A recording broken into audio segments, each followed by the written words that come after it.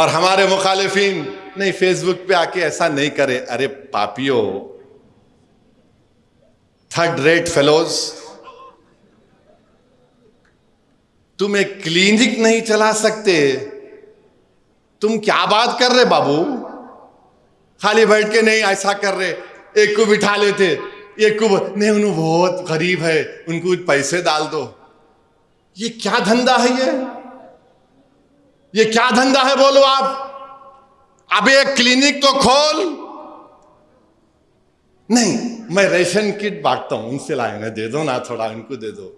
बाज मजलिस के मुखालिफत में भी लोग देते होंगे, अच्छा ले ले मियां, अकाउंट में पैसे आते गरीब के, इन्हों पहले से बोल देते जितना आ रहा आधा मेरा, घर को आना इधर, आधा इधर। अब वो बेचारे गरीब मजलूम उन्होंने आधा रख लेते। क्या तमाशा हो रहा है ये? नहीं मजलिस ये नहीं करी। अरे भाई साहब, ये सब इदारे जो कायम है, ओएसी हॉस्पिटल है, तालीमी इदारे है, एसएससी के गवर्नमेंट उर्दू मीडियम मदारिस में किट दिया जा रहा है, 2005 से दिया जा रहा है। हर काम आप देख रहे हैं। अभी जाके सीएम से मिलके मैं आया कि फलकनुमा के पास 200 करोड़ का एजुकेशन हब आप यहां पर खोलो। चीफ मिनिस्टर से बहस करके मैं आया, वो दूसरी जगह लेके जा रहे थे। बोला हैदराबाद डिस्ट्रिक्ट में अगर कहीं पर 13 एकड़ जमीन है, यहां पर है 200 करोड़ का खर्च यहां पे करो आप। मगर ये लोग नहीं, यूट्यूब पे आ गए, फेसबुक पे आ गए, कुछ नहीं कर सकते। एक क्लिनिक तो छोड़ो, एक कैंप नहीं चला सकते। इन्हों मजलिस इत्तेहादुल मुस्लिमीन आपकी ताकत है, आपकी इत्तेहाद की मिसालें दी जाती हैं। और आप देखते हैं कि क्या हुआ। 2024 का चुनाव आया, रिजल्ट आए, सब बाजा बजाना शुरू कर दिए। So called secular, liberal, English speaking, ईसा स्पीकिंग, बहुत चेंज आ गया भाई।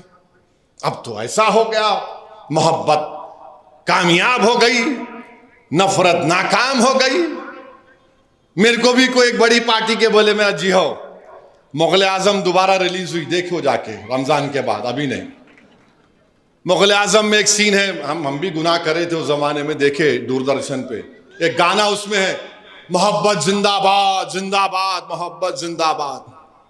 अब वही गाने गा लिए आप। 2024 का रिजल्ट आया, उसके बाद क्या हुआ?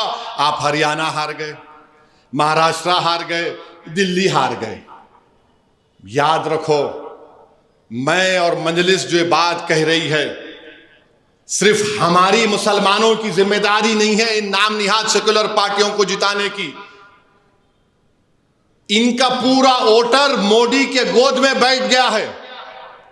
मगर हमको क्या लग रहा, नहीं नहीं नहीं, हम करेंगे। क्या करेंगे आप? शिफाउर रहमान, ताहिर हुसैन 5-5 साल से अपने बच्चों को नहीं देखे। शिफाउर रहमान की मां ने मुझसे कहा कि जब मैं अपने बच्चे को देखी तो उसको पहचान नहीं सकी मैं, उसकी दाढ़ी सफेद हो गई। एक मां की तकलीफ, मगर आपको वोट देना नहीं था। आप बोले नहीं नहीं नहीं भाई, बीजेपी जीत जाएगी। अरे तुम्हारी वजह से नहीं जीत रही बीजेपी, तुम्हारी वजह से नहीं जीत रही बीजेपी। तुम अगर जीतोगे तो दूसरे बिरादरियों से तुम पॉलिटिकल बार्गेन कर सकोगे। यही तो कह रहा हूं मैं तुमसे। तुम समझने का नाम नहीं लेते। नहीं बीजेपी, अरे बीजेपी को तुम कैसे रोकोगे बताओ? मगर नहीं, एक मेरे करीबी दोस्त मेरे को बताया, बहुत करीब, मेरा अजीज है, मेरे भाई की तरह। उन्होंने बोले मेरे ही घर में हम सिर्फ 2 या 3 लोग वोट दिए, बाकी लोग बोले नहीं भाई बीजेपी आ जाती। अरे बीजेपी हमारी वजह से नहीं आ रही। मैं कह रहा था ये साबिका चीफ मिनिस्टर आरएसएस का छोटा रिचार्ज है, उन्हें नहीं हरा सका। 4 मुसलमान दिल्ली में जीते, एक जगह पर नहीं गया ये केजरीवाल, नहीं गया एक जगह पर भी कैंपेन करने के लिए। मैं 2 सीट लड़ा, नहीं आपकी तकरीर से शायद असर हुआ होगा। मिला जियो सही बोल रहे आप, मेरी बीवी भी यही बोलती घर को आया तो। क्या बकवास है, क्या बुजदिली है ये। अरे अल्लाह से डरो, मोदी से मत डरो। रब्बे कायनात का खौफ पैदा करो पहले अपने दिलों में, अपने अमल में। नहीं, अल्लाह है भाई, और ये क्या, अरे अल्लाह से डरो ना मेरे भाई। नहीं बीजेपी आ जाएंगी, अरे बीजेपी महाराष्ट्र में आ गई, हरियाणा में आ गई, दिल्ली में आ गई। तेलंगाना बनने से पहले प्रणब मुखर्जी कमेटी को, और वो कोई जज साहब थे, नाम याद नहीं आ रहा, क्या नाम था जज का, वो जज साहब का नाम क्या था, उन कमेटी को लिख के दिया था तेलंगाना बनाओ, बीजेपी मजबूत होंगी यहाँ पे। ये सब हमारे जो लोग थे सो कॉल्ड दानिश्वर, क्या बोल रहे आप, क्या बोल रहे हैं। देखो आज आप नहीं सुनना चाह रहे, मत सुनो, मेरा काम तो सच्चाई को बयान कर रहा है, मैं सच्चाई बयान किया हूं आपके सामने, ताकि कल जब मौरिख लिखेगा तो ये तो नहीं लिखेगा कि मंजलिस ने सच नहीं कहा था, मैं तो सच कहा हूं, देख लो आज क्या हो रहा है। मेरे अजीज दोस्तों और बुजुर्गों, मंजलिस की 67 साल जिद्दोजहद यही है कि हम मजबूत होंगे तो सब हमारे साथ आकर काम करेंगे। अगर आप ही सिर्फ वोट डालने वाले बनेंगे तो क्या होगा आपका। सरजमीन हैदराबाद के गयूर मुसलमान और हिंदू और दलितों में फर्क यह है दूसरे दीगर जगहों पर जो मंजलिस को वोट डालते हैं, they are citizen with rights.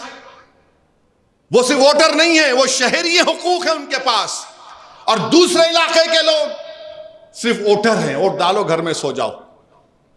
आप बताइए, इम्तियाज जलील को हराने के लिए पूरे मीर जाफर मीर सादिक एक हो गए। आज पूरे महाराष्ट्र में मालेगांव में बर्थ सर्टिफिकेट नहीं बन रहा है, गवर्नमेंट ने कानून निकाल दिया। अब जो बच्चे कोविड में पैदा हुए उनका बर्थ सर्टिफिकेट कौन बनाएगा? नहीं, रोहिंग्या बांग्लादेशी।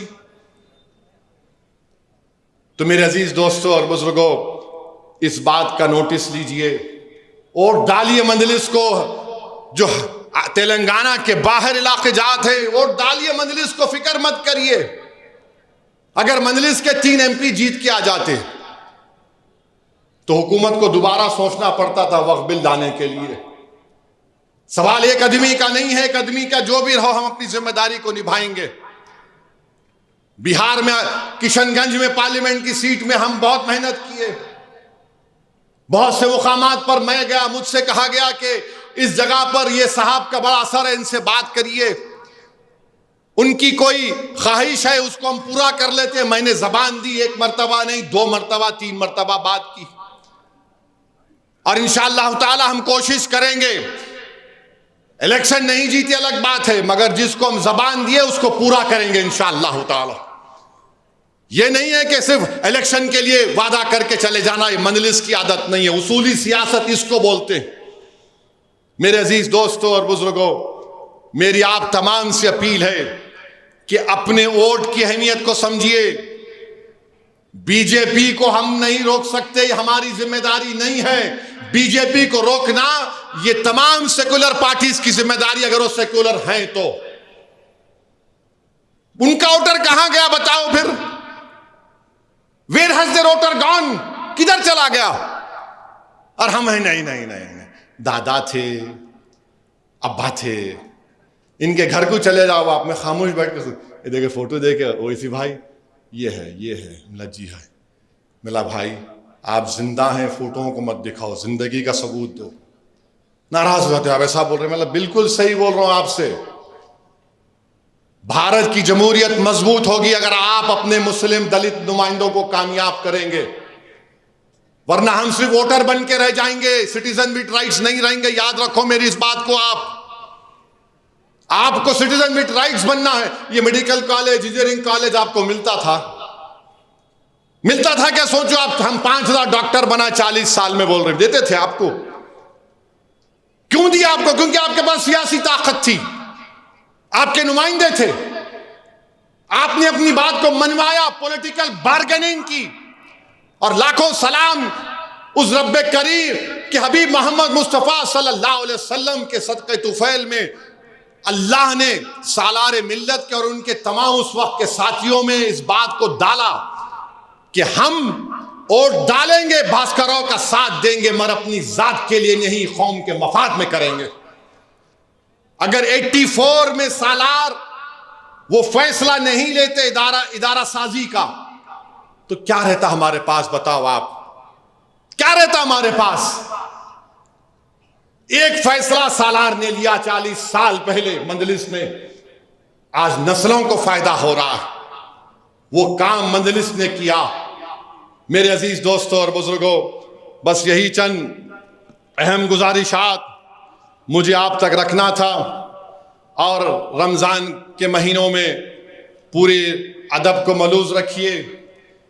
जितने अपने मजहबी इदारे हैं उनको ज़कात दीजिए, और जिस किसी को पैसा दे रहे मालूम करिए कौन है इन्हों, तस्दीक करिए इन्हों आपके पैसों का सही इस्तेमाल कर रहे या नहीं कर रहे, देख लीजिए। बाद में आके मेरे सामने बैठकर शिकायत करने से कोई हल निकलने वाला नहीं है। और पहले अपने घर में तलाश करिए मुस्तहक लोगों को, अपने भाई बहन को जो गरीब हैं, उनके औलाद को जो गरीब और मुस्तहक है, अपने महल्ले में अपने रिश्तेदारों को तलाश करिए। इसके बाद आप दूसरों की तरफ जाइए। आपके ही खानदान में से कई लोग हैं जो इज्जत को अपनी बचाने के लिए आपके सामने आकर हाथ नहीं फैलाते। आपके महल्ले में ऐसे कई लोग हैं जिनको इज्जत प्यारी है, वो आपके सामने आकर हाथ नहीं फैला सकते। इनको तलाश करो, देखो इनको तलाश करके देना। ये सुन्नत अहले बैत है, ये सुन्नत अहले बैत है। इमाम हसन का मशहूर वाक़या शहजादे जन्नत का, कि एक साहिल आया, घर में भूखे हैं, फाका चल रहा है, रोजा भी थे, खाने को कम थे। एक साहिल आके बोला कि अहले बैत आले रसूल खाना खिला दो। आपने उठाकर उस गरीब को दे दिया और आंख में आंसू आ गए इमाम हसन के। पूछने वाले ने पूछा कि शहजादे आले रसूल क्यों रो रहे हो? तो बोले काश मैं निकल कर इसको तलाश करता और उसकी तकलीफ को दूर कर देता।